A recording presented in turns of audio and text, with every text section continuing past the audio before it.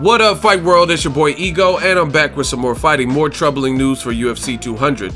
As you guys should know, the main event for UFC 200 was compromised. Initially, it was supposed to be a rematch between Daniel Cormier and Jon Jones. However, Jon Jones was pulled for failing a drug test, and it was replaced, and they put Anderson Silva in there last minute, 48 hours notice, and the fight was what it was. Later, reports showed that Jon Jones used some kind of banned estrogen blocker that was on the ban list, and now his career is kind of in shambles. Now, there's another fighter on that card who just got flagged by USADA, and that's Brock Lesnar, who just returned after 5 years of inactivity from the UFC, and he fought Mark Hunt. And I want to read the statement, read the script, and then I'll give my thoughts. So, according to this statement that was released by the UFC, Brock Lesnar has been flagged by USADA for a potential doping violation. And it reads, the UFC organization was notified today that the U.S. Anti-Doping Agency has informed Brock Lesnar of a potential anti-doping policy violation stemming from an out-of-competition sample collected on June 28, 2016.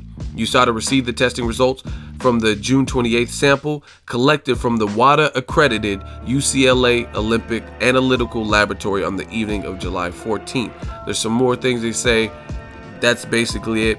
They also say, consistent with all previous potential anti-doping violations, additional information will be provided at the appropriate time as the process moves forward. So basically, in layman's terms, is in his A sample, they found something that he was not supposed to have in his system. They haven't released it to the public.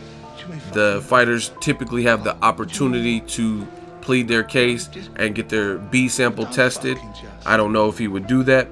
So it just sounds like, I think it sounds like USADA, they don't want to condemn anybody just in case there's like a laboratory contamination. So that's why they're making it sound like it's a potential flag. But basically something was in his system that they detected from an out of competition test that wasn't supposed to be there. So it's just a bad look for the UFC, man. Between injuries like Conor McGregor and RDA supposed to happen, and then that fight gets canceled, and then Jon Jones gets pulled. It's just getting out of hand. Brock Lesnar now. I mean, just from the eye test, and I never judge, and I would never just assume someone's on steroids. I have an extensive knowledge when it comes to just fitness and just reading sports medicine and stuff like that. So you can usually see some of the signs and indications. And Brock Lesnar, he weighed in some of the best shape of his weight. He's an older guy, and it looked to me like he was on something. Like, you know what I mean? It's not, I'm just gonna throw it flat out there. It looked like he was on something. He just looked huge. He's older. He hasn't competed in 5 years and things like that. And then this comes out. So I mean, the people, it wasn't just me. There's a lot of people that were speculating. So it doesn't look like those speculations were that far off. Again, we have to wait to see what Brock Lesnar says, but this is an ongoing problem in the UFC. It just happened with Jon Jones. I remember when Anderson Silva fought Nate Diaz, same thing. They both failed, and that's why it's becoming a problem. Like, how does your main event, both of the fighters fail? Now, I understand Diaz is failing for marijuana. To me, marijuana, I live in California. I don't smoke personally, but weed is not really a performance enhancer to me. I don't think it really helps your performance, but still, these athletes are professional. They're getting all this money, and they know what they can and can't have in their system, and they know that marijuana is something you'll get flagged for, and it's banned.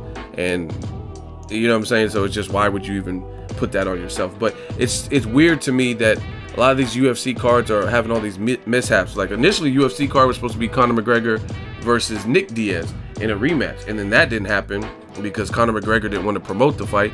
Then it was Daniel Cormier, Jon Jones, and then that fight didn't happen because Jon Jones failed a drug test, and then they switched the order, and another person on the same card is failing a drug test, which is Brock Lesnar, which is, I mean, it's just, when does it stop? How many people in your event are going to get flagged and fail?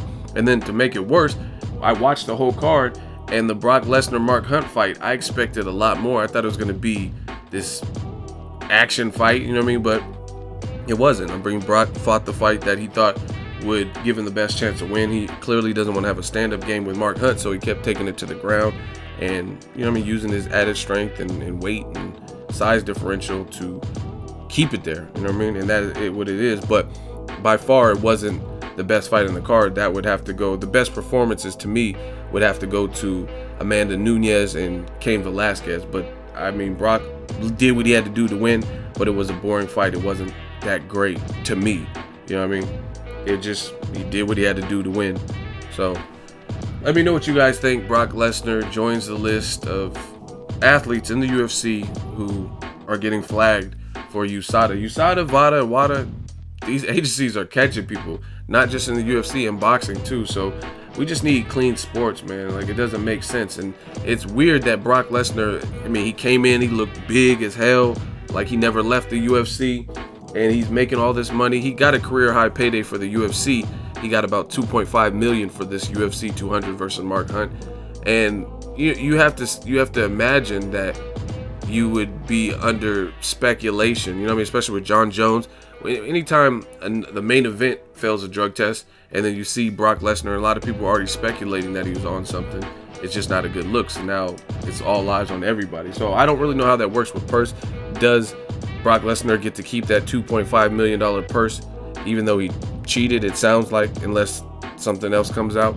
I don't really know how that works, but I mean, you're getting paid all this money. You could have just stayed at WWE, where steroids is almost okay. You know what I mean? You're not going to get tested. A lot of those dudes die in the WWE prematurely because their hearts can't take it, the abuse. I mean, not just steroids. A lot of those dudes do drugs and party hard and stuff like that, but also that mixed with steroids. A lot of people in the WWE clearly on steroids, clearly. You know what I mean? So I don't even understand why Brock Lesnar would even come back to the UFC after 5 years to, like, bury the hatchet, if you will. He said he didn't like how he left with the Alistair Overeem performance or whatever, and then you come back knowing you're going to fail a drug test because you know if you're on something. It just seems kind of weird to me. Let me know what you guys think. UFC 200. What do you think of Brock Lesnar? Did you like his performance? What do you think of these potential flaggings that are running rampant in the UFC? Drop that in the comment section. Make sure you like my video as always. Hate, comment, and subscribe. Till next video is Ego signing off. So if you enjoyed this video and want more content like this on the channel, you can show your appreciation by going to the PayPal donate button or the YouTube support button, and you can donate any amount that you feel is equivalent to the value of this video. Much more to come. Thank you guys for your support. Boxing Ego, the future of boxing.